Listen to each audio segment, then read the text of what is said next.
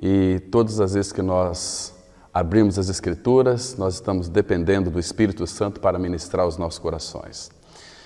Hoje nós vamos, com a ajuda do Senhor, estar tratando de um assunto muito importante para nós, a Igreja do Senhor, sobre a vida de Jó, e eu gostaria de colocar esse tema sobre a indignidade de Jó.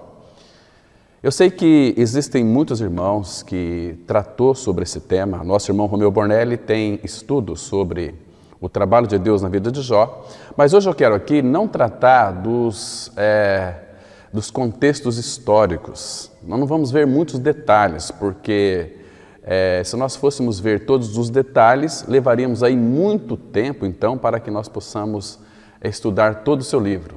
Então nós vamos hoje analisar de uma forma panorâmica a vida de Jó. Eu tenho certeza que você terá seus olhos abertos pela luz do Espírito do Senhor, então, para que você possa estar crescendo no Senhor e você mesmo fazer os seus estudos sobre a vida de Jó e buscar mais entendimento espiritual. Porque se você deseja conhecer o Senhor, como que Ele trabalha, você vai aos pés do Senhor, você vai buscar as orientações do Senhor para o seu crescimento pessoal e assim também você poderá ajudar muitos irmãos. Nós vamos ler aqui inicialmente Jó capítulo 1, vamos ler alguns versículos do capítulo 1, que diz assim: Havia um homem na terra de Uz, cujo nome era Jó, homem íntegro e reto, temente a Deus e que se desviava do mal.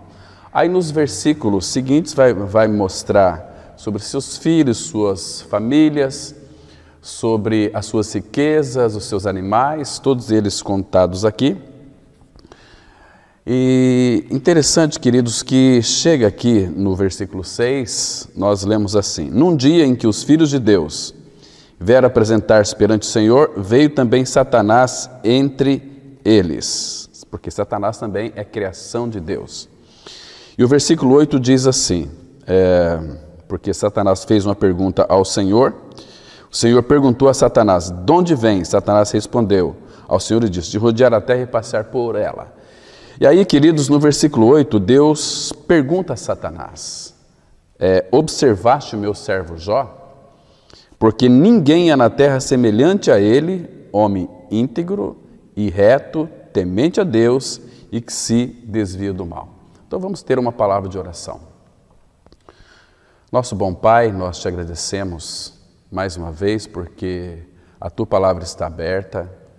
Nós reconhecemos, ó Pai, que estamos pisando num terreno santo que é a Tua palavra. A Tua palavra, ela é poderosa. A Tua palavra tem o poder de gerar vidas àqueles que estão vivendo em delitos e pecados. A Tua palavra revela tudo aquilo que o Teu Filho, o nosso amado Senhor Jesus Cristo, é e fez. Por isso, Pai, nós confiamos a Tua palavra a Ti mesmo, para que o Senhor a abençoe, torne ela viva no coração de todos aqueles que estão nos vendo nessa oportunidade e que Teu Espírito, Pai, traga edificação, traga restauração, regeneração, que a Tua palavra venha nos vivificar para que possamos então invocar o Teu bendito e santo nome. Pai Santo, eu te peço também para que Tu frutifiques a Tua palavra e que ela não venha cair em solo que seja estéril, mas prepara os corações, porque a Tua palavra é semeada nos corações. Em nome do Senhor Jesus Cristo nós oramos. Amém. Queridos irmãos e irmãs, hoje eu quero analisar um pouquinho sobre a indignidade de Jó. Vocês já observaram que no primeiro versículo a palavra fala que havia na terra de Uz um homem cujo nome era Jó.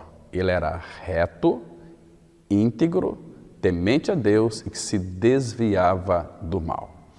Então, você conhece, eu também conheço, que existem muitas pessoas neste mundo, nesta terra, que são pessoas retas, são pessoas íntegras, são pessoas de moral ilibada e que têm até um certo temor de Deus. Contudo, elas não são filhos e filhas de Deus.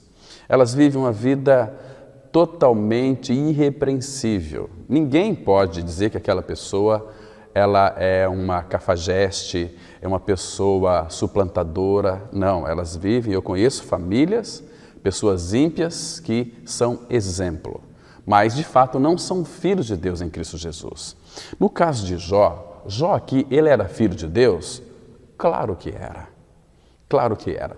Eu, antes de ter conhecido o Senhor, eu era filho de Deus? Na minha concepção, não era. Mas eu já era na concepção de Deus o Pai, porque lá na frente eu iria crer no Senhor Jesus Cristo.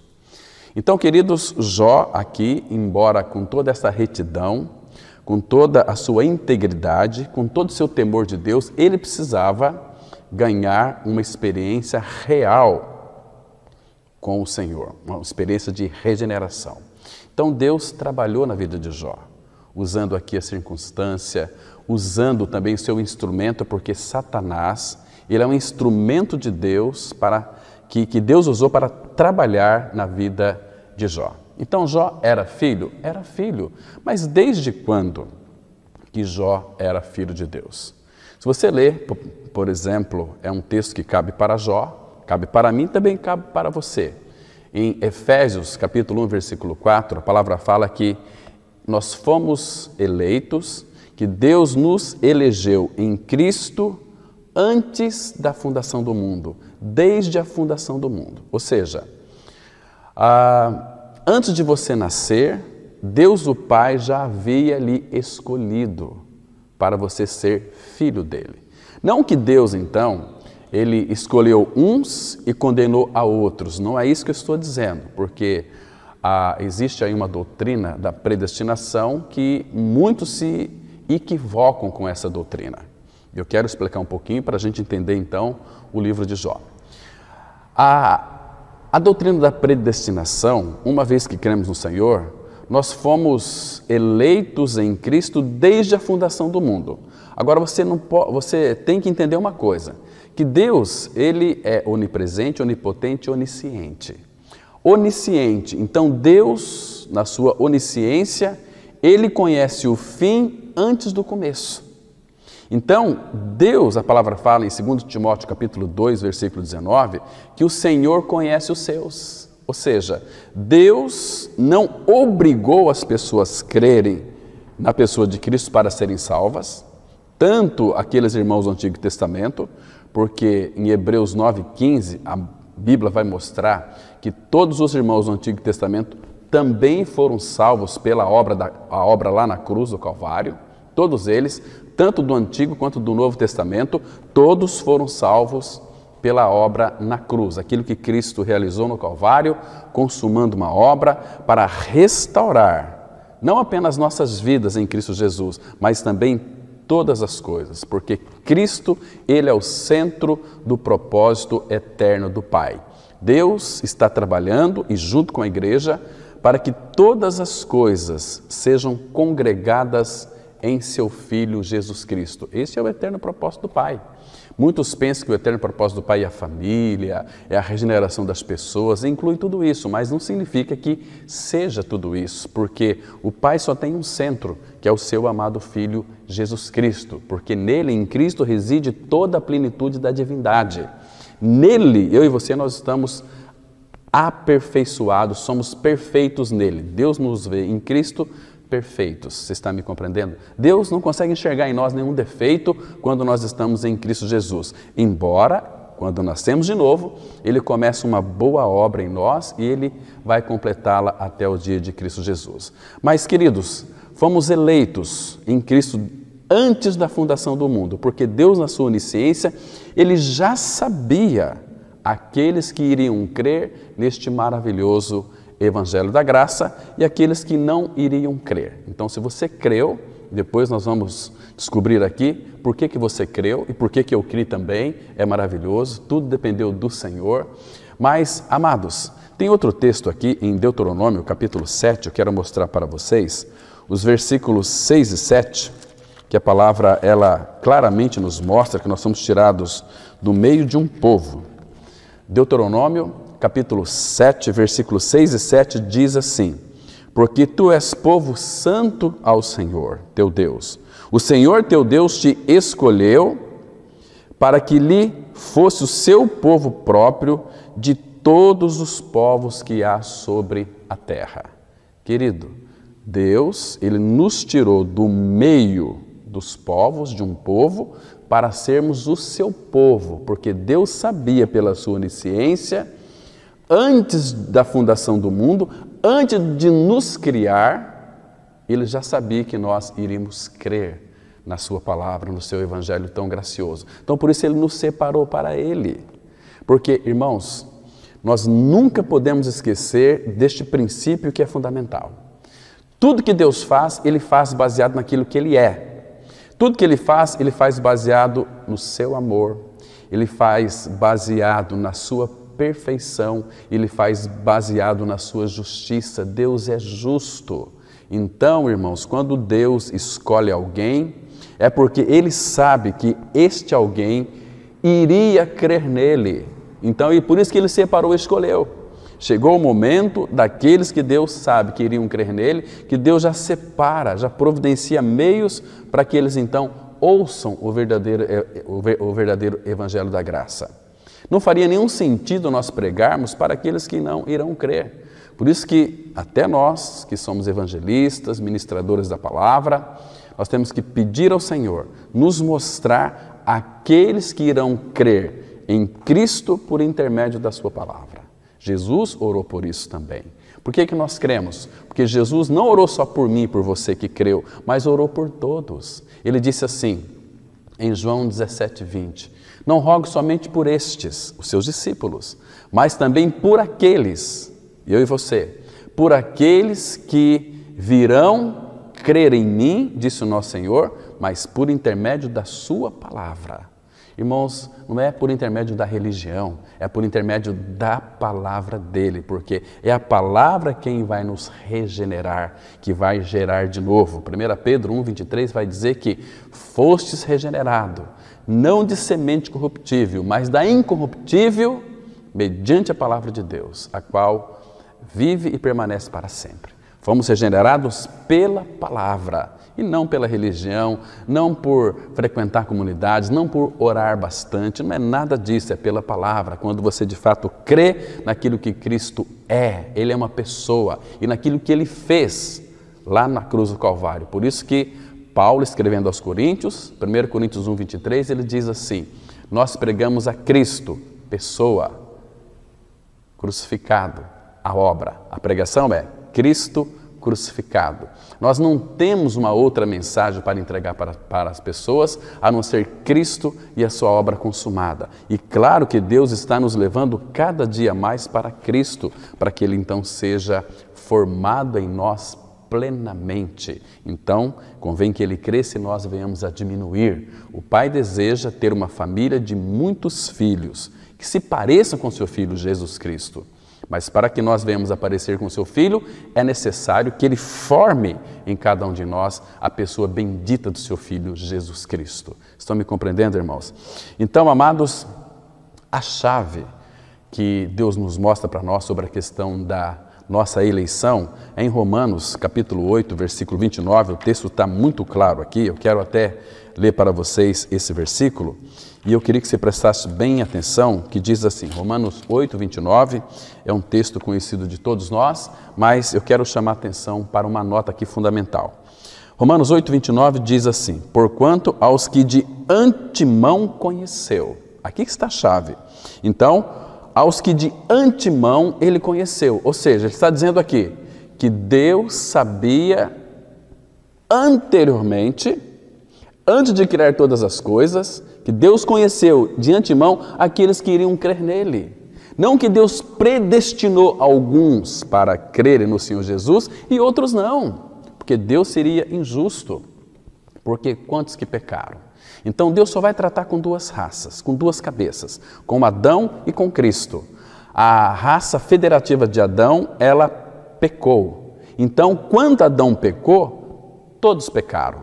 A palavra fala em Romanos, capítulo 3, versículo 23, porque todos pecaram e destituídos estão da glória de Deus. Então, se todos pecaram, Jesus Cristo veio a este mundo para morrer por todos. Lá em 1 João capítulo 2, versículo 2, diz assim, que Ele fez propiciação pelos nossos pecados, não apenas pelos nossos próprios pecados, mas também pelo do mundo inteiro. Deus seria injusto se predestinasse alguns para a salvação e outros para a perdição. Não é isso que a Bíblia está dizendo. Os que de antemão conheceu. Olha só, Romanos 8, 29. Porquanto aos que de antemão conheceu, também os predestinou para serem conformes à imagem de seu Filho. É os que de antemão Deus, na sua presciência, onisciência, Ele conheceu, sabia que iriam crer no Senhor Jesus Cristo, esses que foram predestinados para se parecer com o seu Filho Jesus. Então, temos que entender isto, meus queridos irmãos. Não adianta a gente querer acreditar numa doutrina de predestinação na qual a Bíblia não coloca. Então, temos que pedir para o Senhor sabedoria para compreendermos a sua palavra. Tiago 1,5, a Bíblia diz assim: se algum de vós necessita de sabedoria, peça a Deus, que a todos dá liberalmente. Peça, porém, com fé, em nada duvidando. Peça ao Senhor sabedoria para compreender o que Ele diz na sua palavra. Irmão, se houver esse desejo no seu coração, o Espírito Santo de Deus lhe trará esclarecimentos celestiais, entendimento celestial para você discernir, para você compreender as Escrituras Sagradas. Você está me compreendendo, irmão? Senão nós vamos crer numa doutrina da predestinação, que Deus predestinou alguns para a salvação e outros para a perdição. Não, os que não creem já estão condenados. Eles não serão julgados. Tanto é que Jesus Cristo veio a este mundo não para condenar o mundo, mas para salvar o mundo. Agora, Ele não pode obrigar ninguém a crer. Nós estamos pregando o Evangelho, eu não sei quem que vai crer, quem que vai deixar de crer. Eu não sei. Só sei que quando eu prego a palavra, eu sei que a palavra de Deus não vai voltar para Deus vazia, mas ela vai fazer aquilo que Ele apraz, ela vai prosperar naquilo que ela foi designada. Ela vai produzir vida naqueles que creem e morte naqueles que não creem. Porque em 2 Tessalonicenses, capítulo 2, versículo 9, a Bíblia diz assim: aqueles que não acolheram o amor da verdade para serem salvos, o próprio Deus, a Bíblia diz que Ele enviará a operação do erro para que eles creem na mentira e sejam condenados. Está me compreendendo? Por que eles serão condenados? Porque não acolheram o amor da verdade para serem salvos. Isso é terrível, isso é pernicioso, percebe? Irmãos, talvez você que ainda não creu, mas o Senhor sabe que você vai crer, e tem muita gente que o Senhor vai buscar essas pessoas. Então, eu quero que fique bem claro para vocês aqui, os que de antemão conheceu, esses que de antemão conheceu, ou seja, Deus está dizendo aqui através do apóstolo Paulo, que Ele já sabia aqueles que iriam crer nele. Lá em 2 Timóteo, já me referi sobre esse texto, capítulo 2, verso 19, Deus disse assim, através do apóstolo Paulo, que o Senhor conhece os seus. E aqui, irmãos, em João, capítulo 10, olha só, o versículo 16, olha o que Jesus está dizendo aqui, preste atenção. João 10, versículo 16. Ele disse, nosso amado Senhor: ainda tenho outras ovelhas, não deste aprisco. A mim me convém conduzi-las, elas ouvirão a minha voz. Então haverá um rebanho e um pastor. Então, Jesus está dizendo que tem outras ovelhas que não é deste aprisco. Essas outras ovelhas são os pecadores que estão aí perdidos. Porque Jesus veio buscar e salvar o que se havia perdido. É aquelas pessoas que estão vivendo no pecado, que não nasceram de novo, mas que serão alcançadas pelo nosso próprio amado Senhor.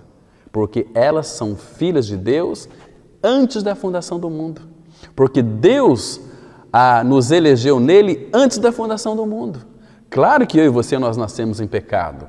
A Bíblia é tão clara em mostrar, lá no Salmo 51, versículo 5, eu nasci na iniquidade e em pecado concebeu a minha mãe. Nós nascemos pecadores, filhos espiritual do diabo, mas Deus já sabia que nós iríamos crer nele. Então Jesus está dizendo aqui, ainda tem outras ovelhas que não é deste aprisco, me convém buscá-las. E ele vai buscar pela sua palavra, porque a palavra fala aqui, olha, a mim me convém conduzi-las, elas ouvirão a minha voz. Ele está dizendo aqui que a única maneira dessas ovelhas chegar a este aprisco do Senhor é ouvindo a voz dele. Aqui neste Evangelho de João mesmo, no capítulo 10, no versículo 27, Jesus disse assim, as minhas ovelhas ouvirão a minha voz. As minhas ovelhas ouvirão a minha voz. Eu as conheço e elas me seguem. Está vendo aqui? Serão alcançadas pela palavra do nosso amado Senhor. É o Evangelho. Paulo fala em Romanos 1,16, porque não me envergonho do Evangelho de Cristo, porque é o poder de Deus para a salvação de todo aquele que crê. Evangelho é aquilo que Cristo é e aquilo que Cristo fez. Jesus morreu e ressuscitou, mas nós fomos inseridos no corpo de Cristo, fomos unidos a Cristo na sua morte e na sua ressurreição. Nós estamos unidos a Cristo agora indissoluvelmente. Ele nos deu a vida eterna, somos do Senhor, pertencemos a Ele, temos a nova vida, que é a vida de Cristo. A palavra fala em 1 João 5,12, aquele que tem o Filho tem a vida. Quem não tem o Filho de Deus não tem a vida. Então nós temos o Filho, temos a vida. Jesus disse assim em João 10,28, eu lhes dou a vida eterna, jamais perecerão. Ele é a vida eterna. Uma vida abundante que nós recebemos do nosso próprio Senhor. Então, queridos, claro que existem muitos textos que às vezes as pessoas têm uma tendência de confundir, porque ela pega aquele versículo ali, né? E ela começa a acreditar que alguns foram predestinados para a salvação e outros não. Por exemplo, tem um texto lá de Atos dos Apóstolos, capítulo 13, verso 48, lá está escrito assim, olha, os gentios, ouvindo isto, porque Paulo e Barnabé foram pregar para eles, e Paulo pregava Cristo e a cruz, né? E eles se regozijaram muito. Então, olha o que ele diz aqui, os gentios, ouvindo isto, regozijavam-se e glorificavam a palavra do Senhor, e creram todos os que haviam sido destinados para a vida eterna. Eram pecadores e creram todos os que haviam sido destinados para a vida eterna. Não parece aqui que eles foram predestinados para a vida eterna? Não é isso, irmãos. É que esses aqui, Deus sabia de antemão que eles iriam crer, iriam ser salvos. Então, Deus providenciou para que eles ouvissem o Evangelho genuíno de Deus, a palavra da verdade que liberta, que transforma, que regenera, que sara, porque Jesus levou na cruz as nossas dores, as nossas enfermidades. Amados, o que nos chama muita atenção, o que nos alegra o nosso coração, é aquele texto de Isaías, lindo texto, eu vou ler para vocês aqui, irmãos, é um texto que de fato tem me enriquecido bastante, Isaías 53, você deve conhecer, que diz aqui, olha, versículo 6, todos nós andávamos desgarrados como ovelhas, cada um se desviava pelo seu caminho, mas o Senhor fez cair sobre ele, sobre Jesus, a iniquidade de nós todos. Ou seja, Deus pegou a minha iniquidade, pegou a sua iniquidade e fez com que ela caísse sobre o seu amado Filho. E Jesus na cruz, Ele levou o meu e o seu pecado. E Ele não apenas levou, mas Ele deu fim no nosso pecado. Ele crucificou o meu e o seu pecado. Ele matou na cruz o Calvário o nosso pecado. Nosso pecado foi moído ali em seu corpo. Então Deus pôde julgar na pessoa de Cristo o meu e o seu pecado. Deus não julgou ali o pecador. Ele julgou o meu e o seu pecado. Romanos capítulo 8, versículo 3. A palavra, ela diz assim, presta atenção que texto lindo, irmãos.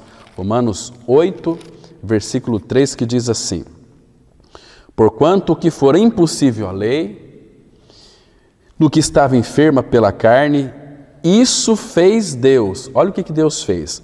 Enviando o seu próprio Filho em semelhança de carne pecaminosa, e no tocante ao pecado, e com efeito, condenou Deus na carne o pecado.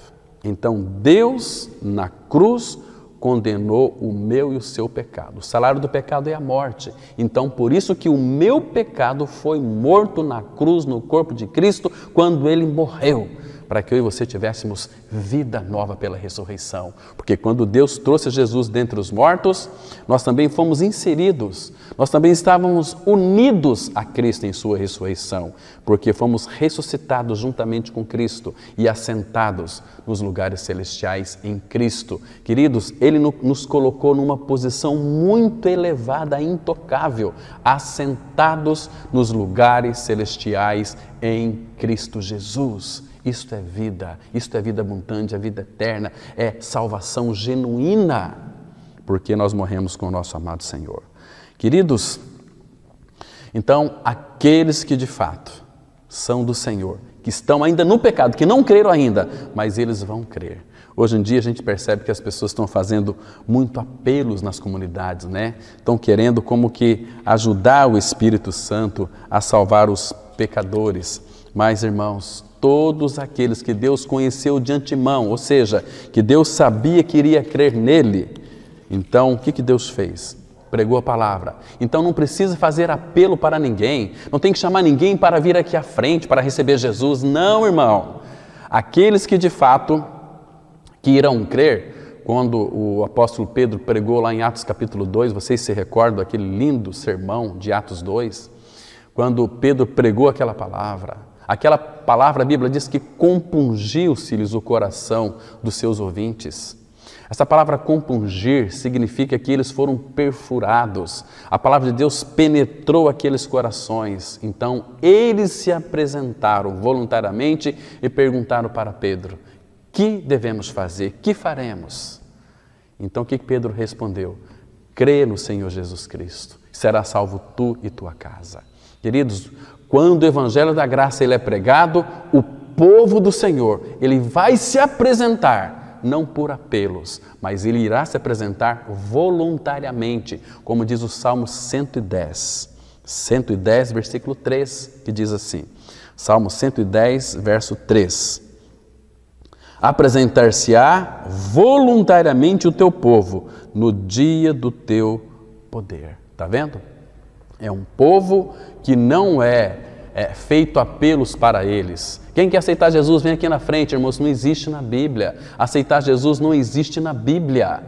É se você crê ou se você não crê.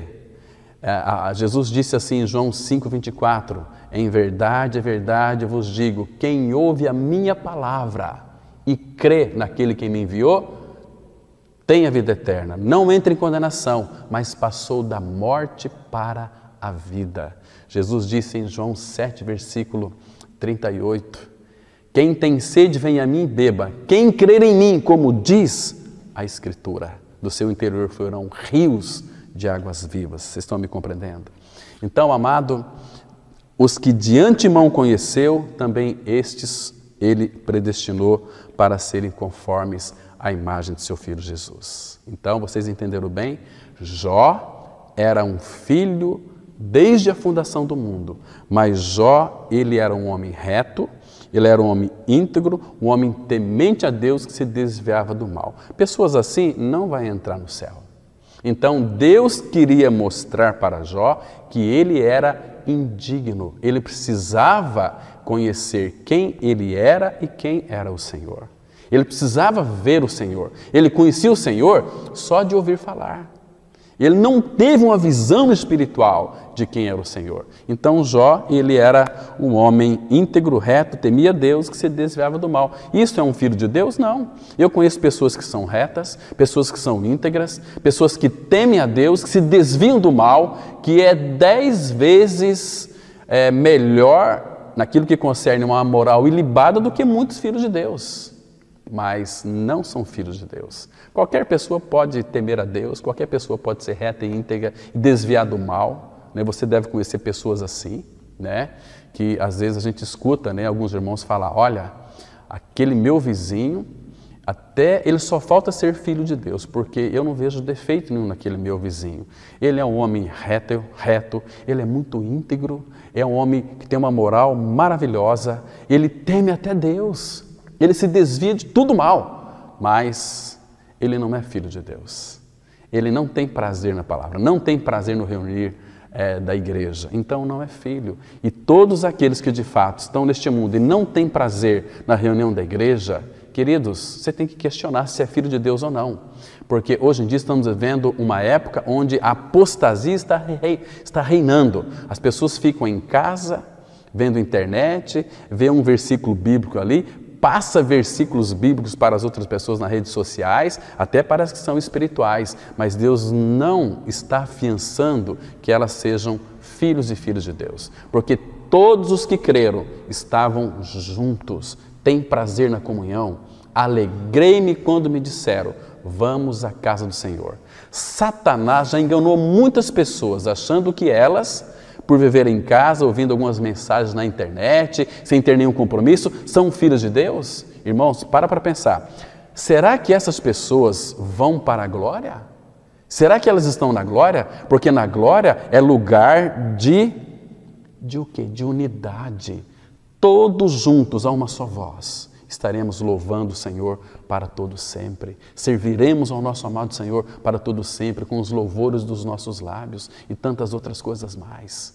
E agora, se você não tem prazer na comunhão da igreja hoje, querido, eu fico questionando se você é um salvo ou se você é um ímpio, ou se você é tão apenas um crente religioso. Você precisa nascer de novo, você precisa ter prazer no seu coração em se reunir como igreja do Senhor. Se você creu na sua morte e ressurreição com Cristo, não adianta saber. Tem pessoas que sabem que foram mortas com Cristo na cruz, que o seu velho homem foi crucificado com ele, mas não vive a prática da vida da igreja, são ímpias. E a Bíblia vai dizer de uma forma tão clara, irmãos, lá em 2 Tessalonicenses capítulo 1, versículo 7 em diante, que diz assim, me escute com bastante cuidado, diz assim, e a vós outros que sois atribulados, alívio juntamente conosco, quando do céu se manifestar o Senhor Jesus com o anjo do seu poder.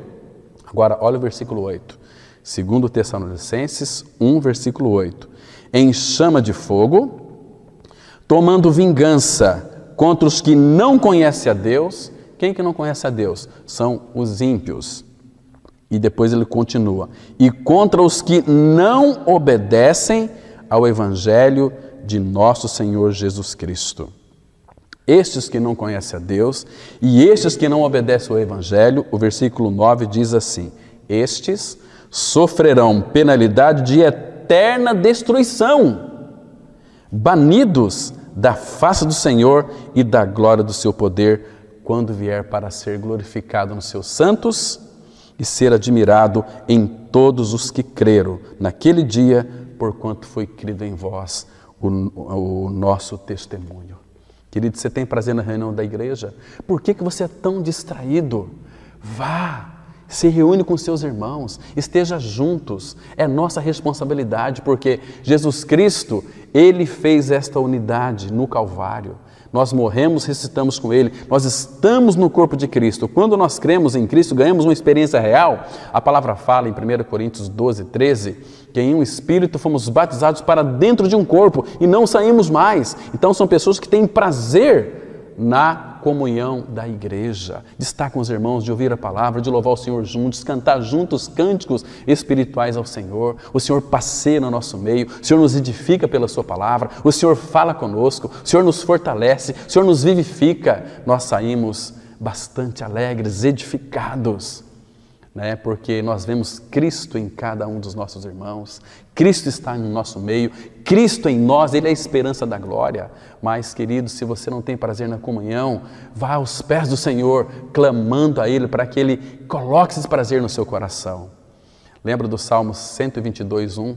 Alegrei-me quando me disseram, vamos à casa do Senhor. Alegrei-me quando me disseram, vamos à casa do Senhor. E aqui em Hebreus, no capítulo 10, versículo 25, olha aqui o que a Bíblia está dizendo. Não deixemos de congregar-nos, como é costume de alguns, Antes, façamos admoestações e tanto mais quanto vedes que o dia se aproxima. Oh, meu querido irmão, nós precisamos de ganhar esta dimensão, porque é minha e sua responsabilidade. A palavra fala em Efésios capítulo 4, versículo 3, que é para nós nos esforçarmos por preservar a unidade do Espírito no vínculo da paz. Então é minha e sua responsabilidade. Então, querido, Jó, eu não tenho dúvida, ele era filho de Deus desde a fundação do mundo, porque Deus sabia que Jó iria crer. Mas um dos grandes impedimentos para Jó crer no Senhor, para ver o Senhor de uma forma mais adequada, o que impedia era porque ele era um homem reto, porque ele era íntegro, porque ele era temente a Deus que se desviava do mal. Então até Deus fez uma declaração a respeito dele, dizendo para Satanás: observaste meu servo Jó, porque ninguém na terra é semelhante a ele. Então, queridos, o que Deus fez aqui? Deus permitiu que Satanás trabalhasse na vida de Jó para levar Jó a reconhecer que ele era indigno, que nenhuma pessoa digna vai entrar no reino de Deus. Digno é só o Cordeiro. Então, ele nos faz dignos. Ele, pela graça, nos habilita. Ele nos faz idôneos, desde que nós reconheçamos que somos homens e mulheres indignos. Porque, se você ver aqui para a frente, a palavra vai mostrar que, então, Satanás foi um instrumento de Deus para trabalhar na vida de Jó. Porque, amados, em Jó capítulo 6, versículo 4, quando Satanás começou a tocar em Jó, vocês acham que uma pessoa que é reta, que é íntegra, que até mente a Deus, desvio do mal, falaria o que Jó disse aqui? Acompanhe comigo na sua Bíblia. Eu vou ler rapidamente alguns versículos aqui, para nós ter uma visão panorâmica do livro de Jó. Jó 6,4, a palavra fala assim. Jó está dizendo aqui, Jó está justificando as suas queixas. Ele disse assim: porque as flechas do Todo-Poderoso estão em mim cravadas, e o meu espírito sorve o veneno delas. Os terrores de Deus se arregimentam contra mim. Ele está começando a colocar a culpa em Deus. Você acha que Jó realmente ele teme a Deus aqui? Você acha que uma pessoa que teme a Deus iria dizer que os terrores de Deus se arregimentam contra mim? Os terrores de Deus, as flechas dele estão em mim cravadas? Claro que não, irmão. Então Jó precisava ganhar uma experiência real de regeneração, uma experiência real com o Senhor. Jó aqui, ele era meia boca, ele conhecia Deus só de ouvir falar, como muitos conhecem Deus. Se você perguntar para alguém, você conhece Deus? Conheço. Você conhece Jesus Cristo? O que ele fez? Ele morreu na cruz por mim. Mas por que eles não creem? Porque conhecem só de ouvido. Não tiveram uma visão espiritual daquilo que ele é e daquilo que ele fez. Não tem a realidade da palavra. E aqui em Jó, capítulo 9, versículo 17, quero ler bem rapidamente para todos vocês, diz assim a palavra, olha, aqui Jó, ele está sendo incapaz de responder ao Senhor. Então ele diz assim, olha, porque Satanás, irmão, Satanás, ele é um servo de Deus. Satanás não faz nada se Deus não permitir. Tudo que Satanás for fazer, ele tem que pedir permissão para Deus o Pai. Uma vez, Jesus estava assim e Pedro vinha vindo, aí Jesus disse para Pedro, Pedro, eis que Satanás vos pediu para se andar como trigo, mas eu roguei por ti. Então, quando você for regenerado, fortalece a teus irmãos. Satanás pediu para se andar Pedro como trigo. E vocês sabem que Pedro negou Cristo 3 vezes, entendeu? Mas depois o Senhor tratou com Pedro 3 vezes. Pedro, tu me amas? Estão me compreendendo? Então, aqui, Jó está dizendo, olha só, e aquele que é um homem reto, que é íntegro, que é temente a Deus, que se desvia do mal, ele disse assim, olha, Jó 9, verso 17, por que me esmaga com uma tempestade e multiplica as minhas chagas sem causa? Você acha que não tinha causa aqui, irmãos? Qual que era a causa de Jó? ele era um homem reto, íntegro, temente a Deus, que se desviava do mal. Tudo isso, essa retidão de Jó, era uma casca que Jó havia criado sobre si, para que então ocultasse que ele era um pecador. Estão me compreendendo? Deus queria que Jó reconhecesse quem ele era, um homem indigno, mas ele não podia enxergar isso, porque Jó era cheio de si mesmo. E o versículo 20 desse mesmo capítulo 9, ele diz assim, olha, ainda que eu seja justo, a minha boca me condenará, embora seja eu íntegro, ele me terá por culpado. Está dizendo assim para Deus, olha, ainda que eu seja justo. Queridos, Jó se considerava justo, e a Bíblia diz, lá em Eclesiastes capítulo 7, versículo 20, ela diz assim, porque não há homem justo sobre a terra que faça o bem e nunca peque. Não há homem justo sobre a terra que faça o bem e nunca peque. Então Jó se considerava justo. O único justo é o nosso amado Senhor. E esse justo se tornou a minha e a sua justiça. 2 Coríntios 5, verso 21. Aquele que não conheceu o pecado, Deus o fez pecado por nós, para que nele fôssemos feitos justiça de Deus. Eu e você somos justos em Cristo. É quando o justo que é Cristo habita dentro de nós, nos torna justos, mas com a justiça dele e não com a nossa. Vocês estão me compreendendo, irmão? Então, ele é justo. O justo que morreu pelos injustos para nos conduzir a Deus. 1 Pedro 3, verso 18. É tão simples a palavra de Deus. E a Bíblia, ela explica a si mesma. Ela se auto-explica. Então é tão claro, basta nós desejarmos e querermos. Estão me compreendendo, irmãos? Mas aqui, Jó, ele estava defendendo a sua justiça. Ainda que eu seja justo, a minha boca me condenará. Embora seja eu íntegro, ele, Deus, me terá por culpado. Está vendo aqui? Agora vamos para o capítulo 10, versículo 7. Olha o que Jó disse aqui. Jó continua o seu protesto contra a severidade de Deus, irmãos. Jó 10, versículo 7 diz assim, ele está dizendo para Deus no seu discurso ainda, porque Jó só falou, e Deus ficou em silêncio. Queridos, o silêncio de Deus nos mata. Sabia? O silêncio de Deus é terrível. Quando Deus não fala conosco, é terrível. Olha, eu não consigo ficar um dia sem que Deus fale comigo. E como que Deus fale?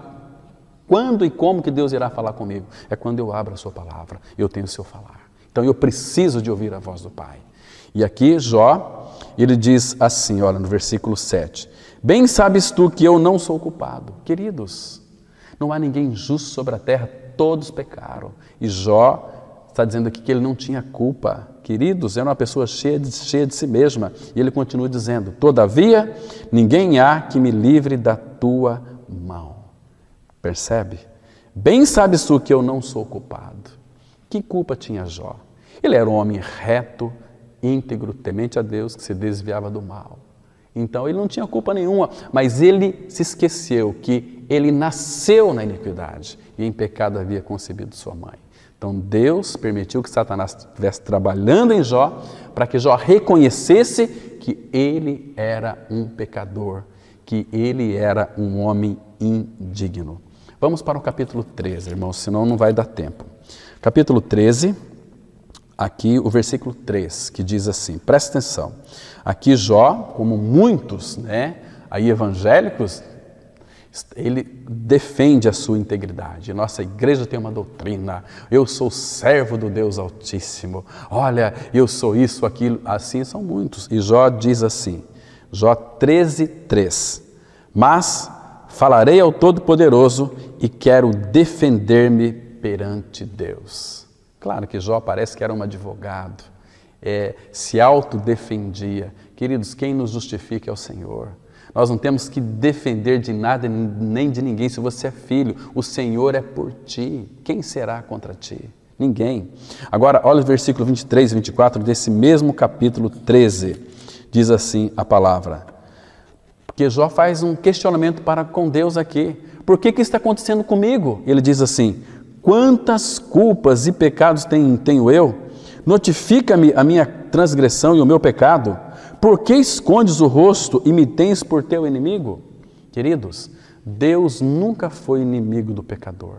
Jesus, a palavra fala no Novo Testamento, que Jesus, ele comia com publicanos e pecadores. Jesus é amigo de pecadores. Ele nunca nos teve como seus inimigos. Ele disse lá em João 15, olha, o verdadeiro amigo é aquele que entrega a sua vida pelos seus amigos. Não existe amor maior do que este, de dar a sua vida pelos seus amigos. Nós sim éramos inimigos dele. O problema de alienação é nosso, de desvio do Senhor é nosso, mas ele sempre foi o nosso amigo. Ele sempre nos amou. Deus amou o mundo de tal maneira que deu seu Filho unigênito, para que todo aquele que nele crê não pereça, mas tenha a vida eterna. Então, mas Jó tinha Deus como inimigo, sendo que na realidade o inimigo de Deus era Jó e não Deus que era inimigo dele. Vocês estão me compreendendo, irmãos? Vamos para o capítulo 16 agora, a partir do versículo 7.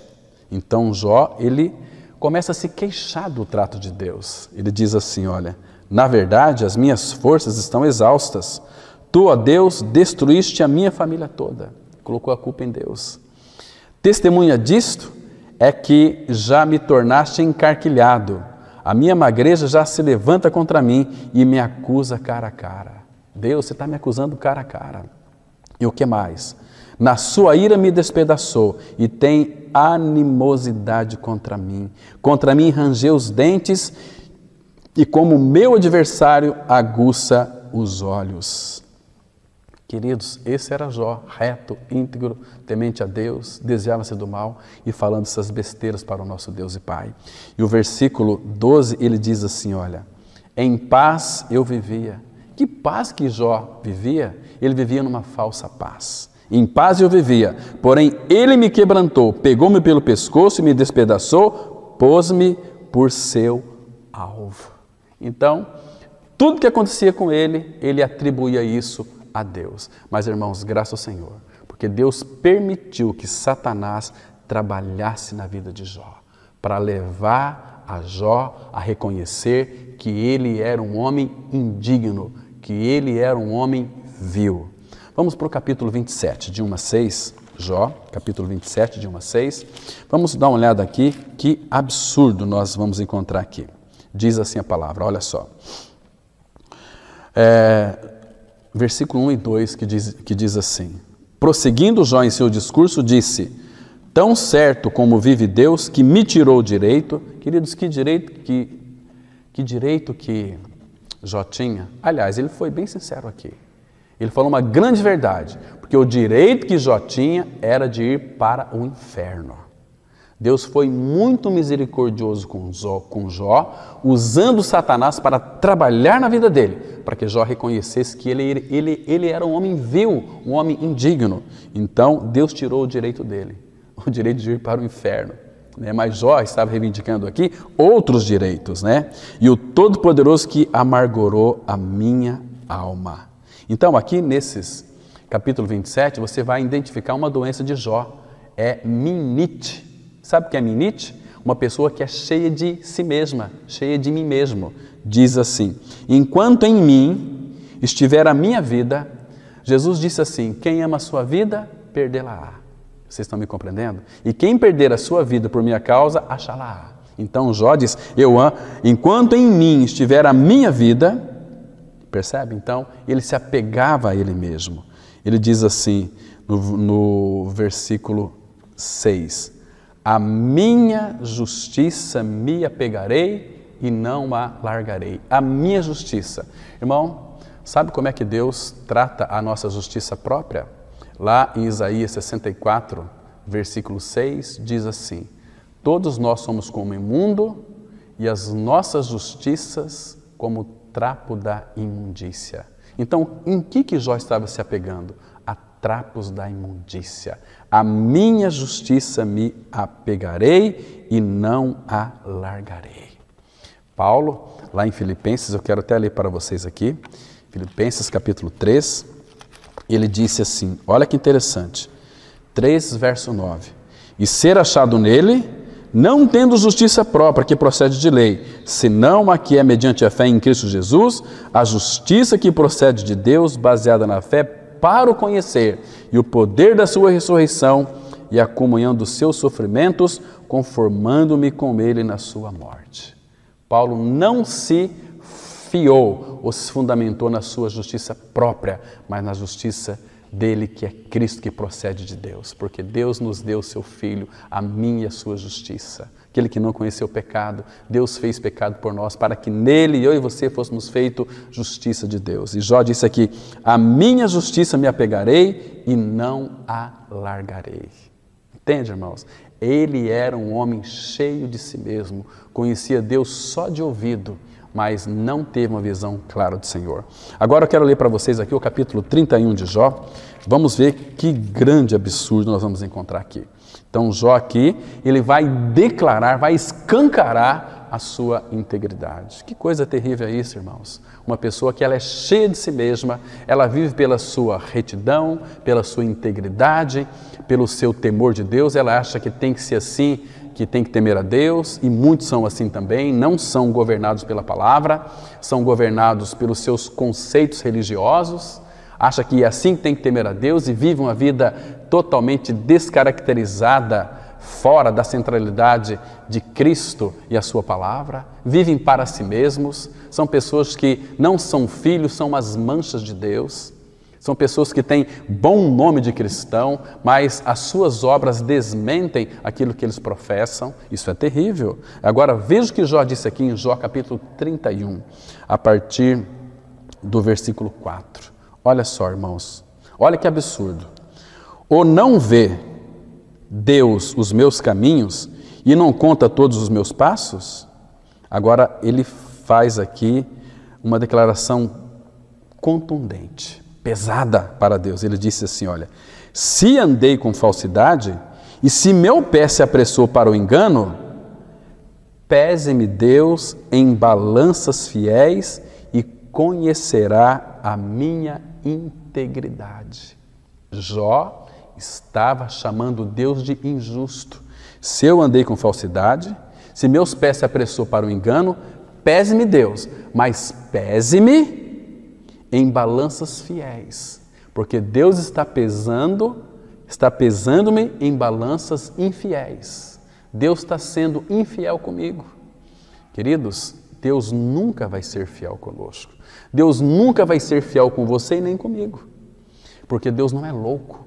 Até aos seus anjos ele atribuiu iniquidade. Ele não confia nem nos seus santos. Agora, como que ele pode ser fiel a nós? É quando eu e você permaneçamos na palavra dele. Jesus disse assim, permanecei em mim e eu permanecerei em vós. Estão me compreendendo, irmãos? Então, quando eu permaneço na palavra dele, a fidelidade dele pela sua palavra me alcança. Aí sim, ele vai ser fiel a mim, porque eu estou sendo fiel à sua palavra. Porque Deus disse em Jeremias 1,12, porque eu velo sobre a minha palavra para a cumpri-la. Deus é fiel àquilo que ele disse, ou em outras palavras, Deus só é fiel à sua palavra. Então fique com a palavra de Deus. Tem muitas pessoas que estão ouvindo aí esses profetas com essas profetadas enganosas, as pessoas estão iludidas, tem pessoas que têm mais de 40 anos dentro de uma comunidade evangélica e se morrer vai para o inferno, porque nunca nasceu de novo, nunca experimentou a graça do novo nascimento. Isso é terrível. Então, queridos, ele chamou Deus aqui de injusto. Pese-me Deus em balanças fiéis e conhecerá a minha integridade. Deus, ele está dizendo para Deus, Deus, você não me conhece. Se você me pesar em balanças fiéis, você vai conhecer o quanto eu sou íntegro, disse Jó para o Senhor. Mas Deus permaneceu em silêncio. Olha o capítulo 33 agora de Jó. Vamos ver aqui, irmãos. Ele disse assim, aqui claro que depois Eliú começa a falar, e Eliú diz que Jó diz que estava limpo, sem transgressão, puro era e não tinha iniquidade, no versículo 9, né? Agora vamos para o capítulo 38, quando Deus começa a falar, e aqui é interessante, né? Versículo 1 de Jó 38, 1, que diz assim a palavra: Depois disto, o Senhor, do meio de um redemoinho, respondeu a Jó. Vocês se lembram aquilo que Deus disse para Satanás, lá em Jó 1? Observaste meu servo Jó, porque ninguém é na terra semelhante a ele, homem reto, íntegro, temente a Deus, que se desvia do mal, né? Mas aqui, Deus disse assim no verso 32, quem é este que escurece os meus desígnios com palavras sem conhecimento? Quem é este? Deus está dizendo, Jó, quem é você? Você não é nada, você é menos do que nada. Se as nações é perante Deus como um vácuo, como coisa que é menos do que nada, quanto mais Jó, um homem totalmente imprestável, pecador, que carecia da glória de Deus, carecia do amor de Deus, estava aí se colocando numa posição muito mais elevada do que Deus, mais justo do que Deus. Pese-me em balanças fiéis e conhecerá a minha integridade. Você não me conhece, quem sou eu, Jó? Quem sou eu, Deus? Eu sou Jó, um homem reto, íntegro, temente a Deus, que se desvia do mal. Esse era Jó, um arrogante. Mas Deus começou a tratar com ele. Então aqui, irmãos, ele disse no versículo 3 para Jó, cinge, pois, os lombos como homem. Porque Jó, você nem homem é. Quem que é você? Totalmente aí, olha só um caco e não reconhece quem é você. Aí Deus começou a fazer umas perguntas para Jó. Diz para Jó assim no versículo 4. Onde estava tu quando eu lançava os fundamentos da terra? Hein, Jó? Essa é a primeira pergunta. E Deus fez aqui muitas perguntas para Jó. E Jó tirou nota 0. Ele não tinha capacidade de responder nem sequer uma. Então, depois que Deus falou com Jó, fez estas inúmeras perguntas, aí no capítulo 40, Jó disse assim, disse mais, aliás, o Senhor ainda continuou aqui, né? Disse mais o Senhor a Jó, acaso quem usa de censuras contenderá com o Todo-Poderoso? Quem assim arguia a Deus, que responda. Aí no versículo 3 de Jó 40, Jó 43, aí nós temos a resposta de Jó. Porque Deus alcançou aquilo que ele queria em Jó. Deus queria que Jó reconhecesse que era um homem indigno, porque Jesus veio buscar os indignos. Ele não veio buscar pessoas dignas. Aí em Jó 43 ele disse assim, então Jó respondeu ao Senhor e disse, versículo 4, sou indigno. Que te responderia eu? Ponho a mão na minha boca, uma vez falei e não replicarei. Aliás, 2 vezes, porém não prosseguirei. Então aqui, Jó agora estava entregue nas mãos do Senhor, porque ele disse, eu sou indigno. O que é indigno? Eu sou vil, eu não mereço nada. Então Deus poderia usar agora a sua misericórdia. Queridos, essa história de Jó, ela é retratada muito bem no filho pródigo. Lembra quando ele disse para o pai, pai, dá-me a parte da fazenda que me pertence, a herança. Claro que ele não tinha direito, mas ele queria e o pai deu.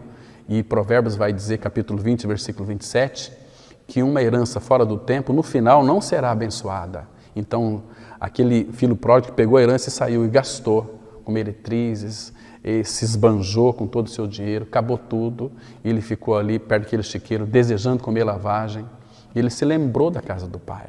Né? Quantos trabalhadores de meu pai têm pão com fartura? Eu aqui padeço de fome, mas vou ter com meu pai e vou dizer para ele, pai, pequei contra o céu e diante de ti, já não sou digno, não sou digno de ser chamado teu filho. Aí tem lugar para o filho.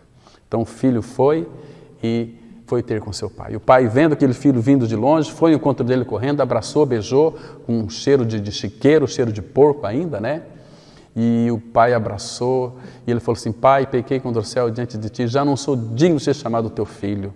Quando ele ia dizer o seguinte, trata-me como um dos teus trabalhadores, o pai o interrompeu e mandou trazer um anel, colocou no dedo dele roupa nova e uma sandália nos pés. Disse, você é meu filho.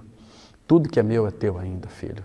Então vem aqui se alegrar. Vamos matar um bezerro cevado, vamos fazer uma grande festa e vamos nos alegrar, porque você estava morto e foi achado. Você reviveu, você encontrou o amor do Pai. Ele pôde desfrutar do amor do Pai. E assim era Jó. Jó era reto, íntegro, temente a Deus, desviava do mal? Não, Deus não tem como salvar uma pessoa dessa. Mas quando Jó reconheceu a sua indignidade, então Deus pôde salvar a vida de Jó. E no capítulo 42, olha o que Jó disse aqui. Ele disse assim, no versículo 1. Então respondeu Jó ao Senhor: bem sei que tudo podes, e nenhum dos teus planos pode ser frustrado. Deus queria trabalhar em Jó para que ele reconhecesse uma pessoa indigna, e foi isso que aconteceu. E aí Jó, ele disse assim no versículo 5, a sua experiência real, né, de regeneração, de novo nascimento. Eu te conhecia só de ouvir, mas agora os meus olhos te veem, tá vendo? Visão espiritual. Por isso me abomino e me arrependo no pó e na cinza. Jó era um indigno, então agora ele ganhou uma verdadeira, uma genuína experiência com o Senhor Jesus Cristo.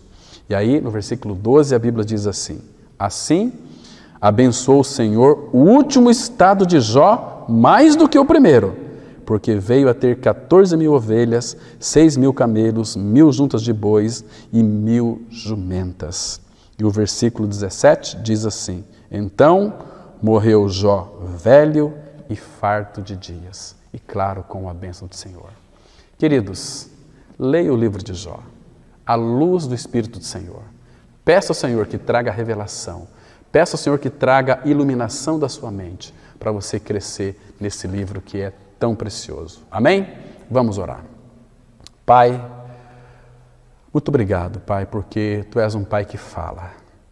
O Senhor tem olhado, Pai, para nós e contemplado o Teu amado Filho. Obrigado porque o Senhor trocou o nosso coração.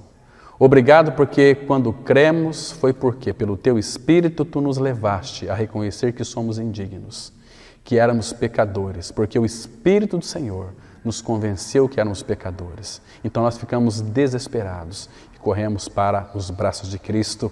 Ele nos acolheu, Ele trocou o nosso velho coração por um novo coração. Um coração que ouve a Tua palavra, que ouve a Tua voz, um coração que se delicia na reunião da igreja, um coração que tem prazer em ler as Escrituras, que tem prazer em orar e falar contigo.